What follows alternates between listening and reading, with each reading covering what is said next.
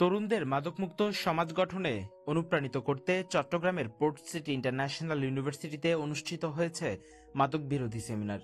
মাদকদ্রব্য নিয়ন্ত্রণ অধিদপ্তর, চট্টগ্রাম মেট্রো উত্তর কার্যালয় এবং বিশ্ববিদ্যালয়ের যৌথ উদ্যোগে এ সেমিনার আয়োজন করা হয়। রবিবার বিশ্ববিদ্যালয়ের অডিটোরিয়ামে অনুষ্ঠিত হয় তারুণের উৎসব ও মাদকদ্রব্যের অপব্যবহার রোধে তরুণদের করণীয় শীর্ষক সেমিনার, যার মূল প্রতিপাদ্য ছিল মাদক সেবন কোনো ফ্যাশন নয়, এটি আত্মহননের পথ।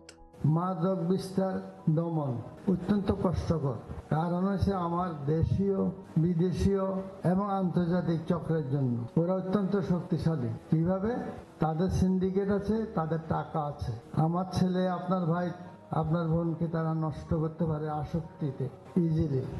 সেমিনারে প্রধান অতিথি ছিলেন বিশ্ববিদ্যালয়ের উপাচার্য প্রফেসর ডক্টর মোহাম্মদ নুরুল আনোয়ার। বিশেষ অতিথি হিসেবে উপস্থিত ছিলেন বিজ্ঞান ও প্রকৌশল অনুষদের dean professor doctor engineer Mofazzal Ahmed. সেমিনারে সভাপতিত্ব করেন মাদকদ্রব্য নিয়ন্ত্রণ অধিদপ্তর চট্টগ্রাম মেট্রো কার্যালয়ের উপপরিচালক হুমায়ুন কবির খন্দকার।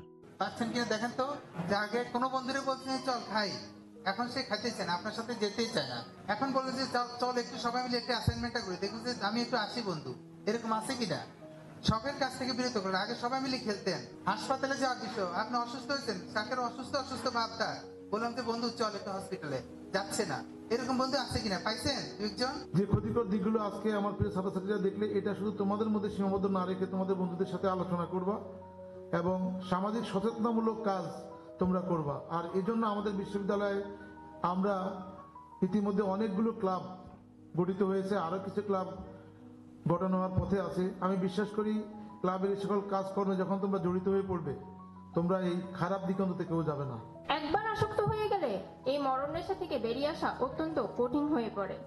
তাই মাদকের এই পাগলা ঘোড়াকে লাগাম টেনে ধরতে হলে প্রয়োজন ব্যক্তি, সমাজ, শিক্ষা প্রতিষ্ঠান ও রাষ্ট্রের সকল ক্ষেত্রে সচেতনতামূলক নানাবিধ কার্যকরী উদ্যোগ বাস্তবায়ন করা। Drugs are menacing our society.